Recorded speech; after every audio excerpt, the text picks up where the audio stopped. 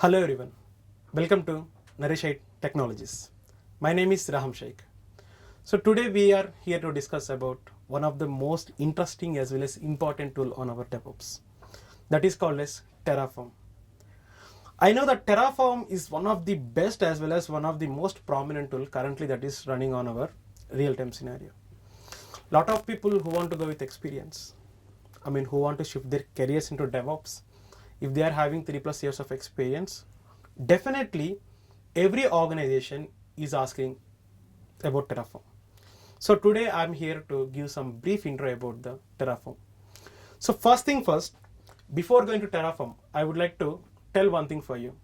For every project in real time, if you are a software engineer, means you are going to work with a project. Definitely, that might be any kind of project. So for every project, our first work is going to start with Terraform only. So let's have a brief intro about Terraform. The meaning of Terraform means here, if you see, I am giving the annotation for you separately in order to make it very clear and understanding for you. Terraform is an open source and infrastructure as a code tool. Sir, first of all, what is the meaning of open source? Okay, meaning of open source means anyone can use it freely.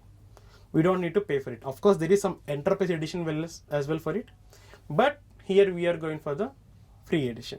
It is open source, that means everyone can use it. Second point here you need to observe is infrastructure as a code. Before going to infrastructure as a code, you need to learn what is the meaning of infrastructure. Whenever you are working with a project, you need to create one infrastructure. That infrastructure consisting of servers, VPCs, as well as some elastic load balancers and some other components which are required for hosting an application.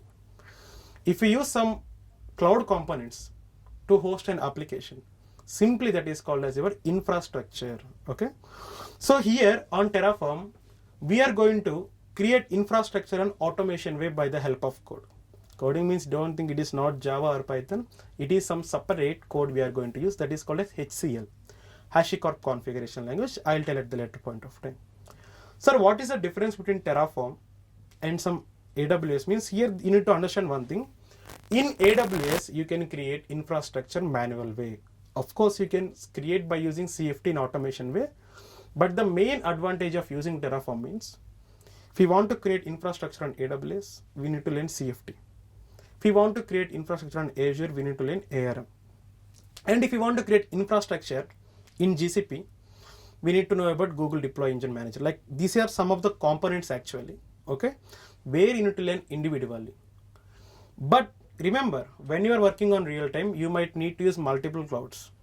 In this kind of scenario, Terraform is going to help you. It will create infrastructure on AWS, it will create infrastructure on Azure and GCP and some DigitalOcean. Like it can be contributed with n number of cloud providers. Like we can integrate n number of cloud providers with a Terraform. So that is the purpose of using Terraform in the real time scenario. Okay, so basically it was developed by one guy called like Michael Hashimoto. Okay, Michael Hashimoto is the one who thought of creating the Terraform in the initial stages. Okay, but it is developed by the HashiCorp configuration. And Terraform was written on Go language. So remember, here Terraform is written on the Go language, but Terraform doesn't use Go language. Terraform use some language called HashiCorp configuration language. Okay, Terraform is written on Go language, but we will use HashiCorp configuration language to write on the code for Terraform. And sir, on the market, it came into the year on 2014. Terraform came into the market on the year 2014, and it is initially thought of creating by the Michael Hashimoto. So coming to this one Terraform, sir, how we are going to automate the infrastructure means in Terraform, we need to write some configuration files. Okay, configuration files means nothing this Terraform TF var files, Terraform state files, like everything you are seeing with .tf extension is called as your configuration files. Okay, if a Terraform having configuration language, that must have the extension of .tf. Okay, like that. Sir, how you are going to write the configuration language? By using HCL language. HCL means full form is HashiCorp configuration language. This is the code actually we need to use for the Terraform. And Terraform will follow some syntax to write the code. It might be similar to your JSON format. If you know JSON format, Terraform is somewhat of easy for you to understand. Okay. And you can ask me one doubt. Sir, you are saying with the Terraform we can create servers on cloud providers, as well as you can also integrate with some other providers as well. Of course, you can work on VMware as well. You can work on GitHub, like anything it is going to available for you. As well as you can integrate Terraform with your on-premises servers as well. You cannot exclude this one. You can also have the able to implementation of on-premises. You can work on cloud providers and you can work with the Terraform on on-prem servers as well. Terraform is cloud agnostic. The meaning of cloud agnostic means it is not dedicated for any single cloud. It is not dedicated for any single cloud. It is going to work for the multiple cloud. So it does not depend upon any provider. It will work for the multiple providers. Okay. So Terraform, it is not cloud agnostic. It means system does not depend on single provider. Here you are going to work with the multiple provider. In a simple term, if you want to observe like the small thing about this introduction, just have a look on the diagram here. Here there is a user. Let's say like it is me. Okay, it is the user, like it's me. I am going to write multiple configuration files. What I am going to write is I am going to write multiple configuration files. With the help of the configuration files, I will use Terraform. Okay, I will use Terraform to create infrastructure on AWS. I will create infra on Azure, even though I can create on GCP, VMware, DigitalOcean, anything I can integrate. Okay, it is not dependent for the single cloud. It is going to work for the multiple cloud providers.